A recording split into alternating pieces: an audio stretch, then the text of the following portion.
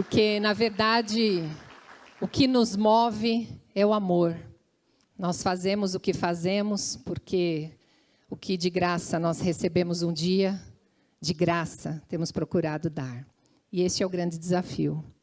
A Fundação, ela tem um trabalho extenso, grande, atua em várias áreas, mas como vocês perceberam ali, por alguns dados, a necessidade é muito grande, muito grande.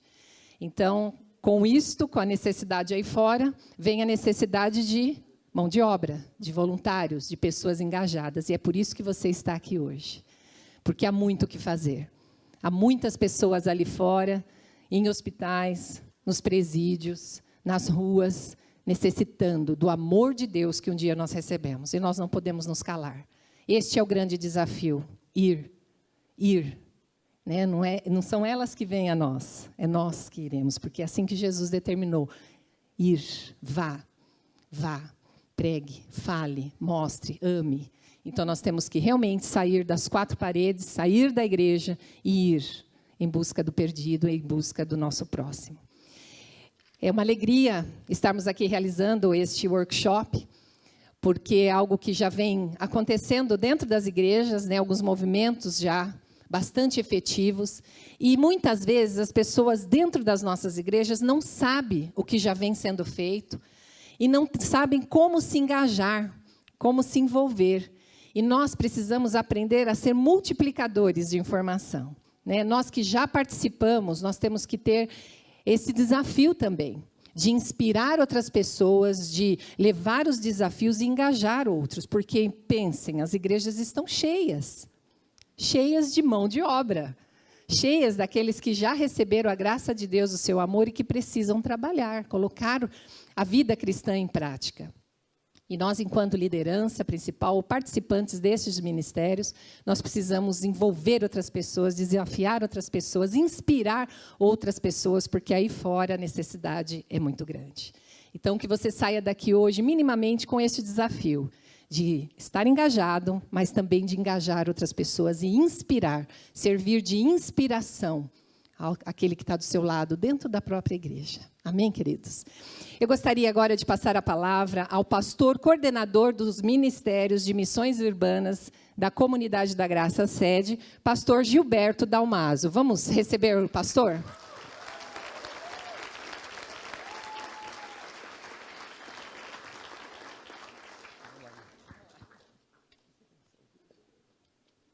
Bom dia. Muito bom estar aqui com vocês nessa manhã. Estava vendo uma fotinho ali, levei um choque. Eu tinha cabelo quando a fundação nasceu. Tem mais pessoas que estão aqui que faz parte dessa época, né?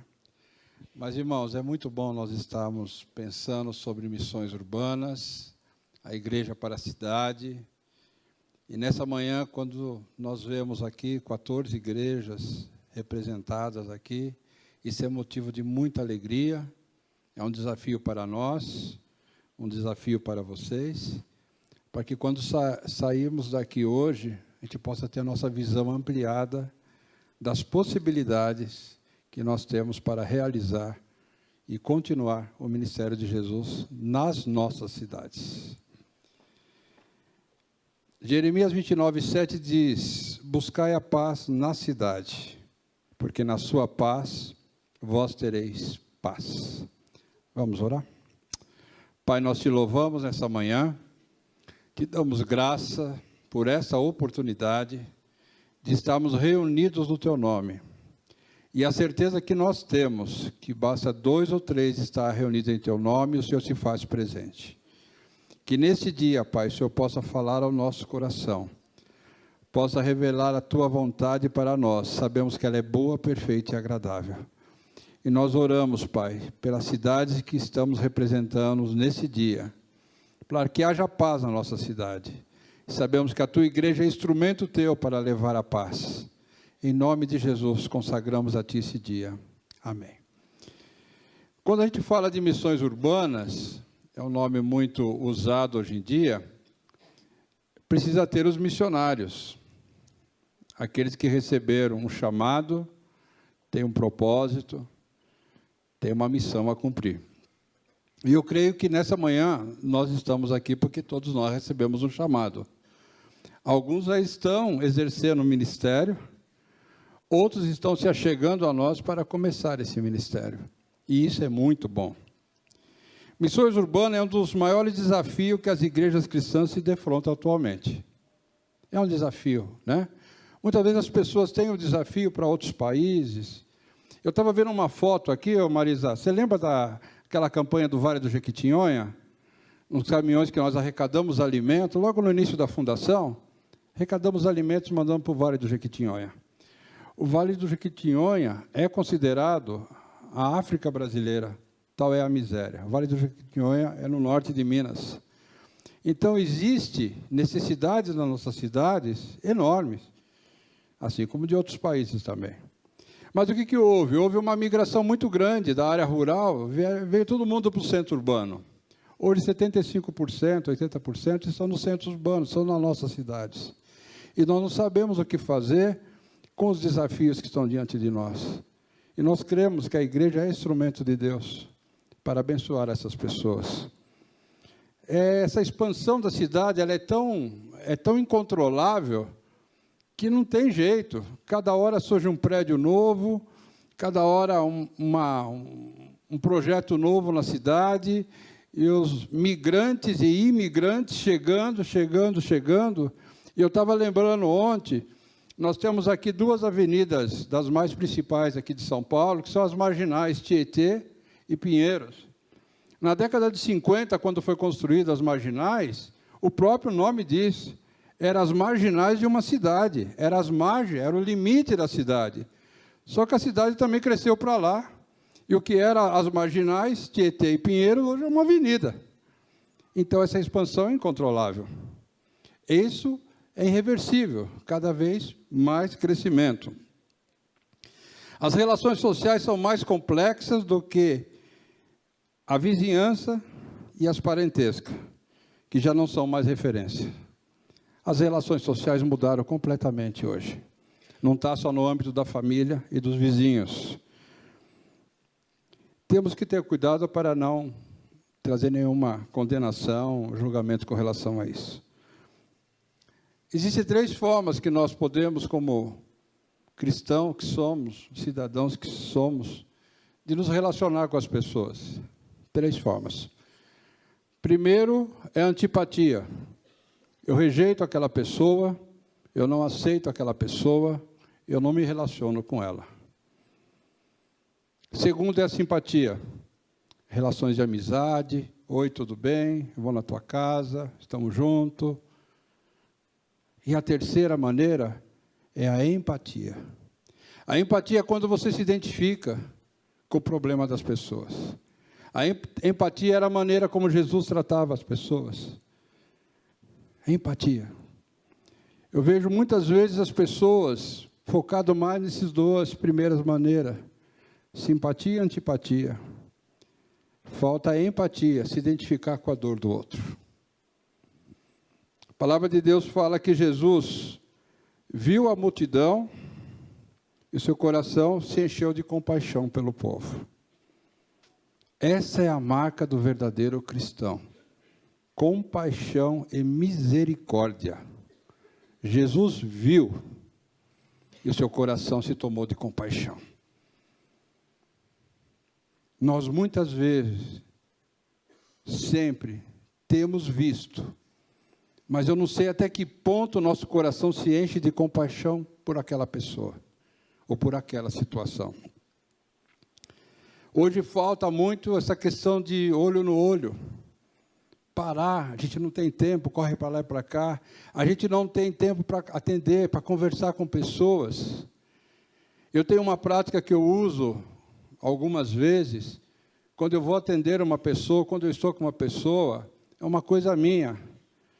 Eu desligo o celular, até aí é uma questão de educação. Mas eu também tiro o meu relógio. Eu guardo no bolso o relógio. Eu falo, nesse momento, você é a pessoa mais importante para mim.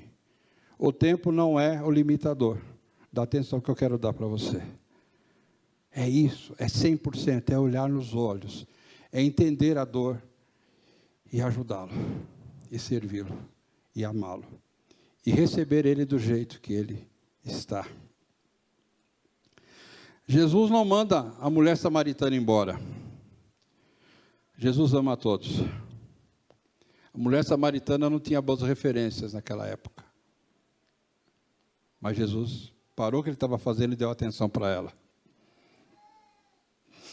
Jesus estava com os publicanos, que eram homens desonestos, cobradores de impostos, que exploravam o povo. Mas ele não se afastou dessas pessoas. Ele trouxe para perto. E nem dos pecadores. Sabe, irmãos, eu fico pensando, nós somos chamados de cristãos. Tem um peso muito grande esse título. E as pessoas não levam a sério este título. Virou chavão, virou frase de efeito, adesivo de carro. Cristão significa pequenos cristos. Aqueles que são parecidos com Jesus. E eu pergunto para vocês nessa manhã, o quanto você tem sido parecido com Jesus nas suas atitudes? Devemos fazer aquilo que o Mestre fazia, para que possamos ser chamados de cristãos. Se não estamos fazendo, precisamos repensar a nossa experiência com Deus.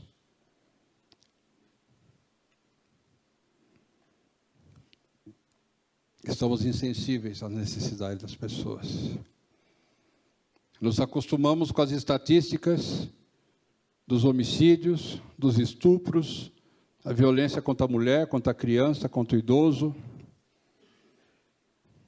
Nós estamos acostumados às estatísticas. Isso não gera uma indignação no nosso coração de ser a resposta para essas pessoas, ser essa resposta para essa cidade. E continuamos sendo chamados de cristãos. Dr. Ralph Neighbour, ele fala que nós somos igreja. Individualmente somos igreja. E a igreja ela está em movimento, a igreja está pelas ruas, ela está pela cidade, está nos hospitais. A igreja é movimento. A igreja é corpo em movimento. Quando nos reunimos, somos uma comunidade. Mas a igreja está lá fora. A igreja está nos presídios. A igreja está pelas ruas. A igreja está cuidando de drogados. A igreja está em movimento. Isso é igreja é lá fora. Aqui dentro é comunidade. Somos igreja,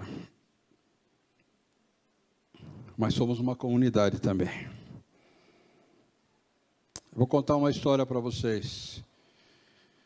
De um moço de apenas 19 anos, recém-convertido, que tinha poucas habilidades, pouca experiência na palavra. E ele andava pelas ruas da cidade, um dia voltando do seu trabalho, e ele encontrou um moço tossindo, muito forte, sentado num banco. E ele se comoveu com esse moço. Foi lá e deu atenção a ele. Era um recém-convertido. E ao saber o nome dele, qual foi a atitude desse moço? Você tem para onde ir? Não, não tenho. Primeira coisa, ele pagou um café com leite e um pouco de manteiga. Pagou pingado para ele, para aquecer ele. E esse moço, ele ganhava talvez um salário mínimo por mês. Era pobre, não era humilde não, era pobre. E pagou uma pensão para ele, um dia para ele dormir, para não ficar na rua. No dia seguinte, ele buscou esse moço, levou para fazer os exames num posto de saúde e foi detectado que ele tinha tuberculose. Houve um encaminhamento para o Hospital de Campos do Jordão e esse moço foi na sua casa, abriu seu guarda-roupa, pegou as roupas que ele tinha, colocou numa sacola, passou numa loja, comprou os produtos de higiene pessoal, comprou a passagem de ônibus e mandou esse moço para Campos do Jordão. A única resposta que ele teve foi, um tempo depois, que o moço já estava curado, que ele estava bem. Mas o que fez esse moço ter essa atitude foi a compaixão e a misericórdia. Ele não transferiu para os outros a responsabilidade, ele chamou para si. E muitas vezes nós transferimos para os outros. Lembrando que eu sou a igreja, você é a igreja. Aqui nessa noite, nesse dia, eu sei que nós temos médicos aqui, voluntários, médicos que estão participando desse encontro, temos os profissionais de saúde, tem o pessoal da capelania. Nós não podemos esquecer que também somos doentes e que precisamos de Jesus. Todos nós precisamos de Jesus. Filipenses 1,6 fala que aquele que nós começou boa obra está aperfeiçoando. Se o Senhor está aperfeiçoando em nós, porque nós estamos sendo curados, estamos sendo libertos a cada dia, estamos sendo restaurados a cada dia.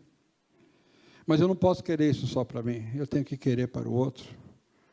Quanta dificuldade nós temos hoje em dia de perceber a humanidade dos desempregados, dos favelados, prostitutas, encarcerados, drogados. Quanta dificuldade nós temos e continuamos chamando cristãos. Essa é a minha indignação. Alguma coisa não tá batendo. Alguma coisa não está funcionando. Missão urbana não é assunto novo, nem recente. Não é novidade. Não é coisa da igreja moderna. O apóstolo Paulo já tinha essas preocupações em relação aos centros urbanos da sua época. Tanto que grande parte de seus esforços evangelísticos estavam voltados para a cidade. E daí houve o crescimento da cidade, houve a expansão do evangelho, que o foco dele era a cidade.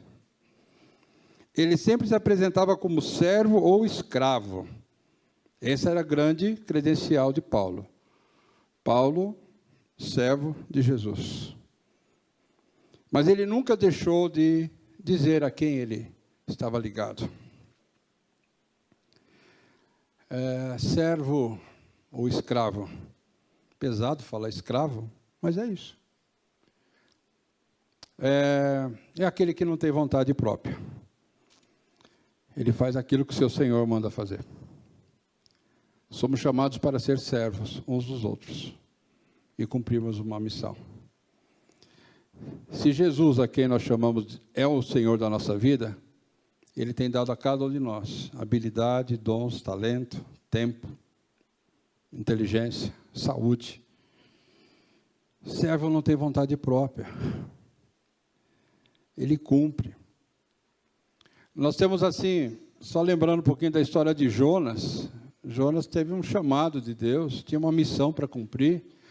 Quando Deus falou para ele, vai lá para Nínive, anuncia a situação que está lá, repreende eles. E Nínive era uma cidade grande, poderosa, mas cheia de injustiça social. Jonas negou. Teve uma hora que perguntaram para ele, quem é você? Ele falou, eu sou adorador. Eu adoro ao Senhor. Adoro ao Senhor. Mas não levava a sério o chamado e a missão que ele tinha. Até que se arrependeu e as coisas mudaram na vida de Jonas. Tem alguns textos na palavra de Deus que são remas para a minha vida, são palavras específicas. E esses textos mexem comigo, mexem com o meu coração, eu me reavalio a cada dia. Que é 2 Coríntios 5,15.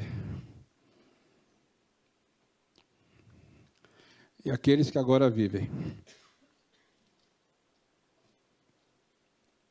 não vivem mais para si, mas para aquele que por eles morreu e ressuscitou. Nós somos chamados para viver pela vida de um outro, não mais a nossa. É pela vida dele. Esse é um dos textos base do novo nascimento, de ser uma nova pessoa em Cristo Jesus. É outro texto também muito mal utilizado pelos chamados cristãos. Como é que eu posso falar isso se eu muitas vezes estou pensando só nos meus projetos, só nos meus sonhos, e não os sonhos dele? Os que agora vivem não vivem mais para si, é os projetos de Deus em primeiro lugar. É o projeto do Senhor em abençoar a cidade, abençoar pessoas, famílias. É nos desvestir, tirar capa da religiosidade e sermos servos, cuidar, abraçar, atender. Aqueles que agora vivem não vivem mais para si. Nós estamos cumprindo uma missão e um chamado. A igreja, como todo, precisa entender os 2 mandamentos de Jesus. Primeiro dele, Mateus 11, 28. Vinde a mim todos que estáis cansados e sobrecarregados, e eu vos aliviarei. Como é que as pessoas vão vir até você? As pessoas vão vir para o Senhor se nós não vamos buscar elas. A gente continua nos reunindo em comunidade. A igreja, a segunda, ir de fazer discípulos. A igreja é uma missão, pois ela tem a oportunidade de valorizar da individualidade de cada pessoa, chamando a fazer parte da família de Deus. Esse é o grande desafio. Alcançar pessoas e trazer elas para fazer parte da família de Deus. Tem um pensador que diz o seguinte, Hoffman: se até agora a evangelização acontecia no convívio familiar, de geração em geração, doravante não mais será assim. Ou a comunidade na grande cidade se posiciona e se empenha criativamente, está aí os ministérios, pela evangelização, ou ela não terá futuro na metrópole. Na metrópole. Nós temos um slide que eu quero mostrar para você. Essa palavra falou muito comigo de 15 dias para cá. Quando eu li, meus olhos se iluminaram. Hebreus 13 a 14. Na linguagem mensagem. Saiamos até ele, fora do acampamento. Portanto, vamos para fora onde Jesus está, onde a ação está. Não devemos pensar em privilégios, mas assumir nossa parte no sofrimento de Jesus. Esse mundo que fica do lado de dentro não é nosso lar. A igreja é lá fora, aqui dentro é a comunidade. O mundo que fica aqui dentro não é o nosso lar é lá fora. É se identificando com o sofrimento de Jesus, com a dor pelo perdido e pelo necessitado. Igreja lá fora, aqui dentro comunidade, onde os dons se manifestam. Quando a comunidade se reúne, os dons se manifestam. Gostaria de deixar essa reflexão para o coração de vocês e louvar a Deus, porque esse ministério é um ministério de compaixão e misericórdia. Nós temos atendido aqui na nossa comunidade travesti, drogados, pessoas vitimizadas por N tipo de violências. Eu quero fechar a minha fala dizendo para vocês que